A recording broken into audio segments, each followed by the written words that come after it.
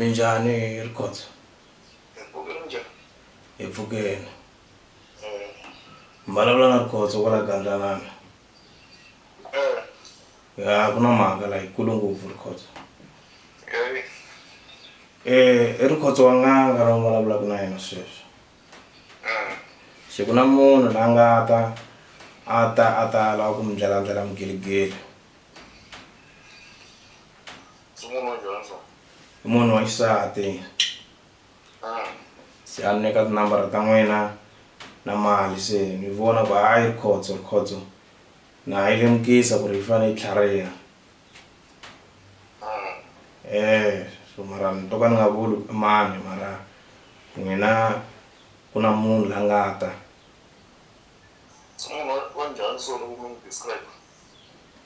Munhu wa xisati.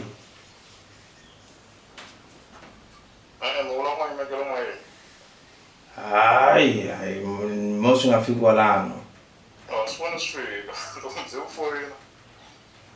No, mina na ku lemukisa wena ku ri wena fambela kule na vanhu va so. Hikuva se ve le kuleni ka migili i vanhu va xisati va lava mi ti hungaselaku na vona. So hi ku i humese mali na n'wina mi boheka ku humesa mali Rikhotso ku ni nga endli. Se ni humesa xinjhani? Hi vona na kwini?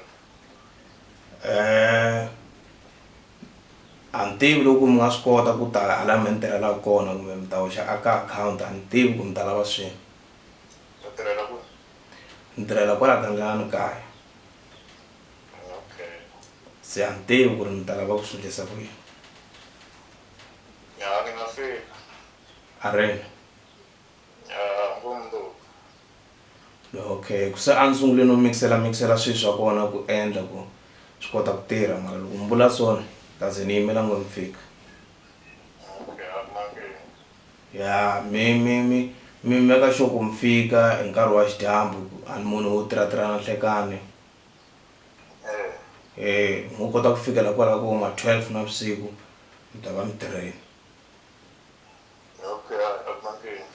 Ya swona Rikhotso ri hlayisekani. A ni tivi ku ni nga halata leswi kumbe ni fanele mi mikisa hikuva a mi se fika. Okay. Sa mi hleketa ku ta na mali muni Rikhotso munhu loyi a humesi 1000 rand.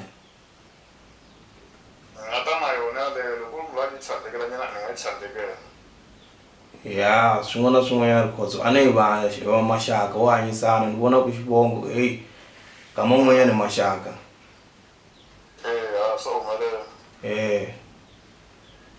Se mara ku komba ku ma tiyisisa mi ngo pfa mi hoxa 250 sweswi.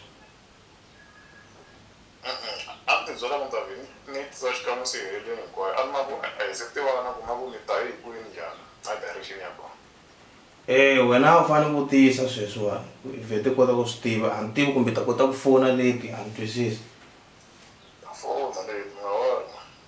Na wara hi ku sa na ni sungule ku mikisa loyi u humesini mali kumbe ni vhe ni mikisa.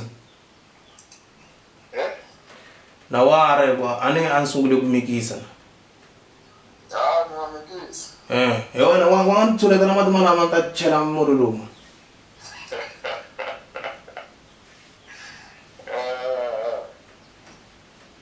A ni tivi ku endlisa ku yini.